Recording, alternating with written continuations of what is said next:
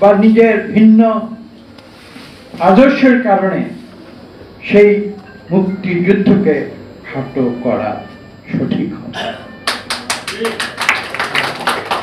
কেননা যদি সেটা আমরা করি তাহলে আমরা আমাদের নিজের অস্তিত্বে কুঠারাঘাত করব।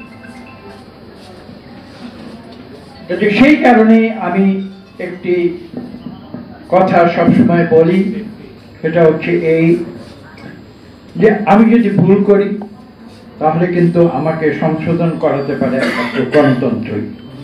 আমি শিক্ষক হিসেবে একটা ছোট্ট উদাহরণ দিই। উদাহরণটি হচ্ছে এই যে ছাত্রদের আমরা পরীক্ষা নিই প্রতি বছর।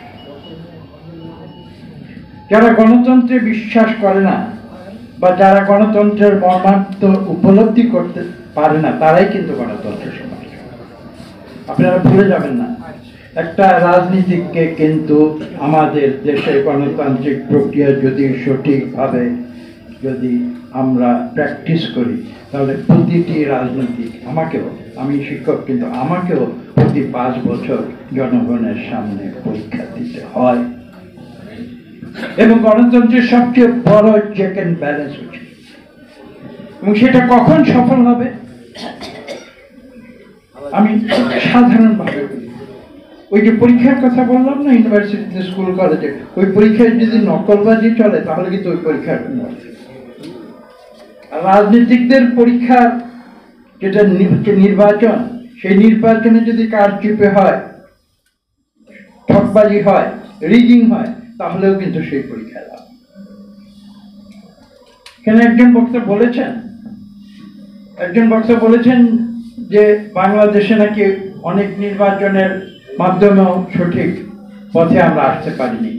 তিনি ভুলে গিয়েছেন যে বাংলাদেশে সঠিক নির্বাচনই হয়নি।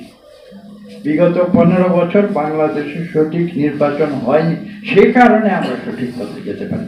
দোষটা নির্বাচনের নয়, দোষটা যারা ওই সঠিক নির্বাচন করেনি তাদের।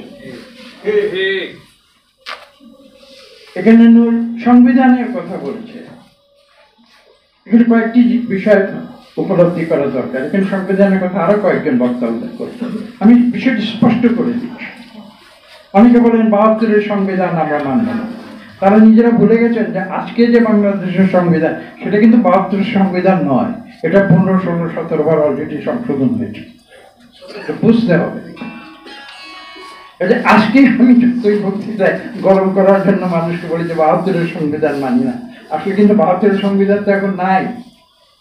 72-এর সংবিধান মানা না মানা, সেটাকে অ্যাব্রোগেট করা বা যেটাকে বাতিল করা, যে ধোঁয়া আজকে চলছে, সেই কথা তো অর্থহীন কথা বলছে, ওইটা অজ্ঞানের কথা, জ্ঞানী মানুষের কথা নয়। বুঝতে হবে আমি কি বলছি, আমাকে নিজেকে বুঝতে হবে। আমি কি অর্থপূর্ণ কথা বলছি না আমি অর্থহীন কথা বলছি, আমি কি যুক্তিপূর্ণ কথা বলছি না যুক্তিহীন কথা বলছি, সেটাও আমাকে বুঝতে হবে। যারা বলছে যে আমি 72-এর সংবিধান না করে এটা ছুড়ে ফেলে দেব, তারা নিজেরাও বুঝতে পারে না যে এখন 72-এর সংবিধান বাংলাদেশের নাই। ভালো কথা, আজকের সংবিধান যে পর্যায়ে আছে সেটা নিশ্চয়ই আমরা পর্যালোচনা করছি। এখানে দ্বিতীয় একটি পয়েন্ট রয়েছে। দেখুন, বাংলাদেশের সংবিধান বলুন, বিশ্বের যে কোনো সংবিধান বলুন, তো সেখানে কি কোনো খারাপ কথা লেখা আছে? কয়টা খারাপ কথা লেখা আছে? কি খারাপ কথা লেখা আছে? সোভিয়েত রাশিয়ার কথা আলাদা, আমাদের ওই যে বাংলাদেশে কিন্তু 72-এর সংবিধানের পরে আরেকটি সংবিধান এসেছিল 75 সালের শুরুতে, সংসদে 11 মিনিটের ব্যবধানে তারা যারা 72-এর সংবিধান তৈরি করেছিল তারাই 72-এর সংবিধান চলে ফেলে দেয়, সেখানে সংবিধান অ্যামেন্ডমেন্ট করে সেখানে একটি তারা সেকশন তারা সংবিধানে যোগ করেছিল, যার মাধ্যমে পাকশাল সৃষ্টি হয়েছিল। সংবিধানের কথা বলতে গেলে সংবিধানের ইতিহাসগুলো বুঝে কথা বলতে। সেই সংবিধানে কিন্তু অনেক গণবিরোধী কথা ছিল। সেই সংবিধান কিন্তু আমরা পরবর্তীতে আমরা সংবিধান সংশোধনের মাধ্যমে সেটা ছুড়ে ফেলেছি। সেই অগণতান্ত্রিক